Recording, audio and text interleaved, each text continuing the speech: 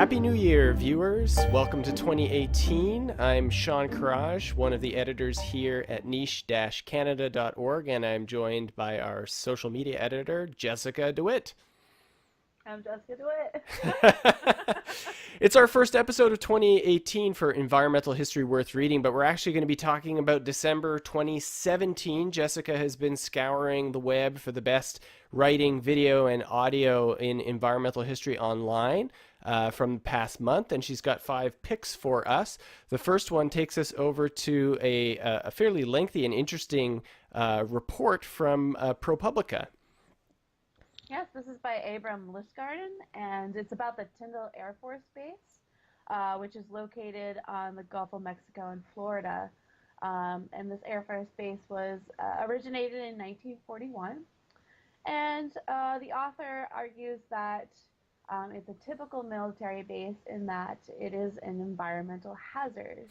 And so the article, as you mentioned, is pretty detailed and goes through the ways that toxins have been leached into the soil and the water of the Air Force Base, as well as the land around it, through things such as burying toxic containers, burning chemicals, etc. And he goes through a pretty lengthy, decades-long battle between the Air Force Base and the EPA and other environmental agencies who wanted to clean up the Air Force Base. And basically the military saying, you know, this doesn't really need to happen.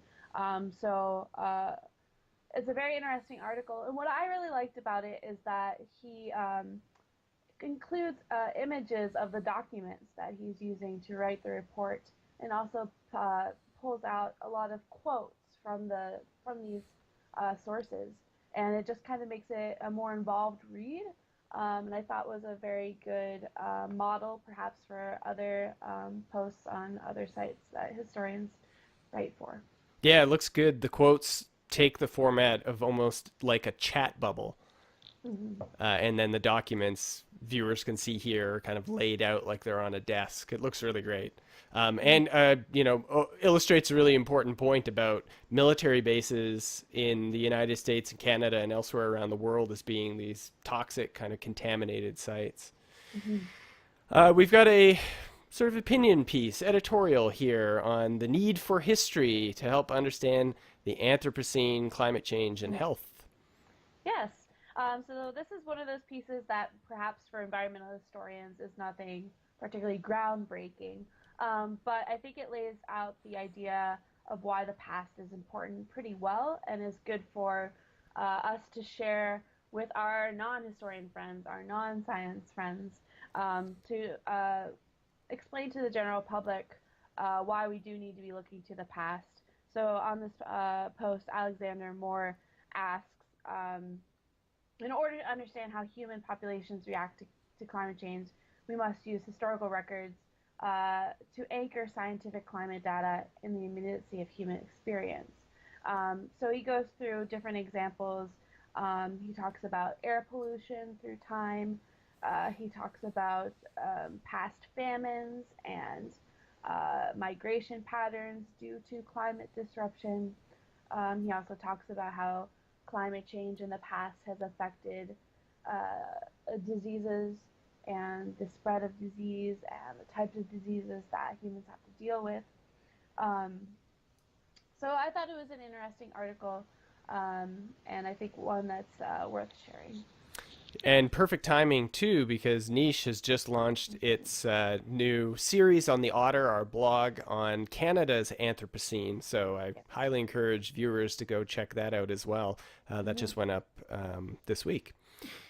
Your next pick comes from CBC's Quirks and Quarks with Bob McDonald about the psychological effects of coal mining.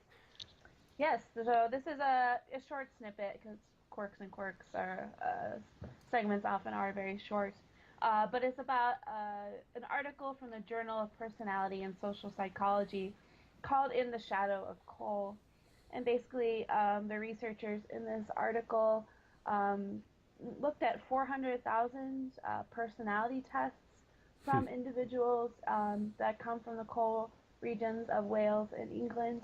Um, and basically, what they found is that um, uh, they deal with a lot of psychological problems.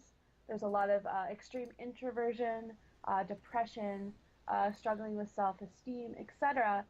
And what they're arguing is that this is environmental and something that has been passed down genetically through Hmm. the generations of people who have worked in the coal mines and the coal factories, etc.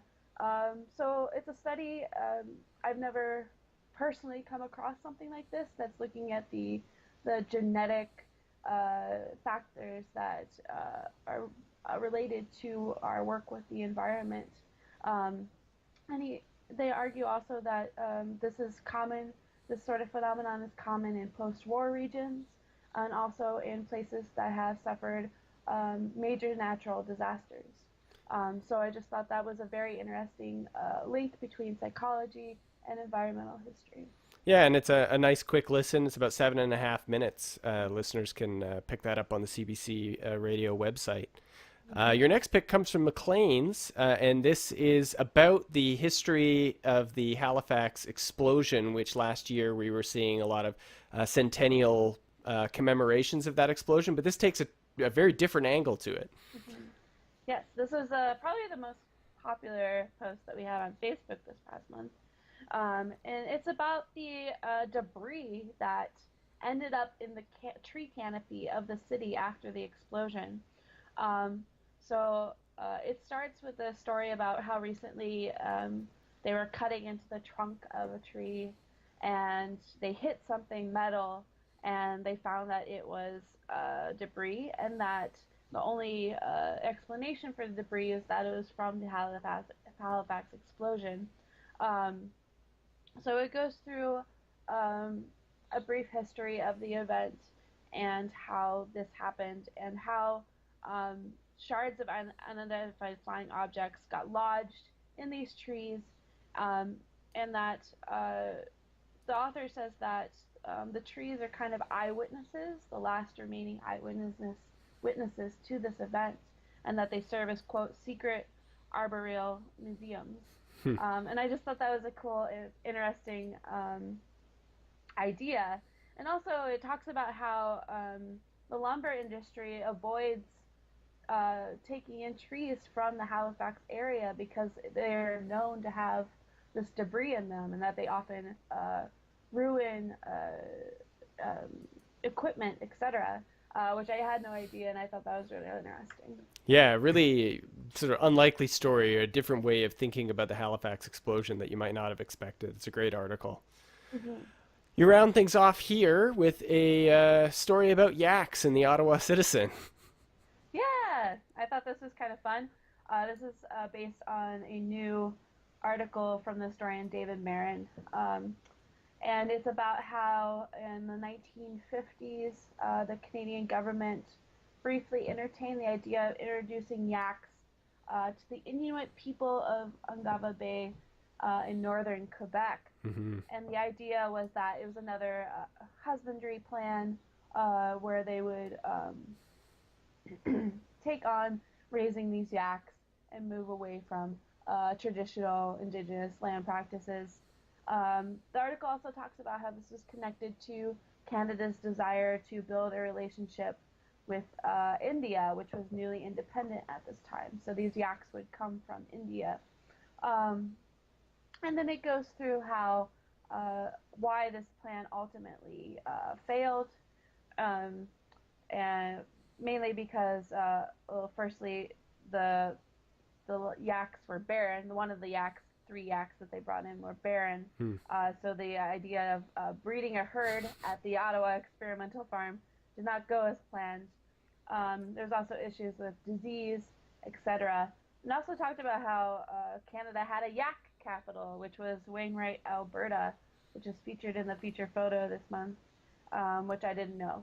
So a fun article, a little piece of colonial history that I don't think a lot of people know about. Yeah, and it fits with stuff that's already been published in Canadian environmental history on reindeer Hmm. projects in the north in the interwar period and beyond. So Hmm. we end this 2017 with Yaks, a full year of picks from Jessica. You can find these 5 over at niche-canada.org, and you'll find 5 more, the first from 2018, next month right here. Thanks so much, Jessica. Thanks, Sean.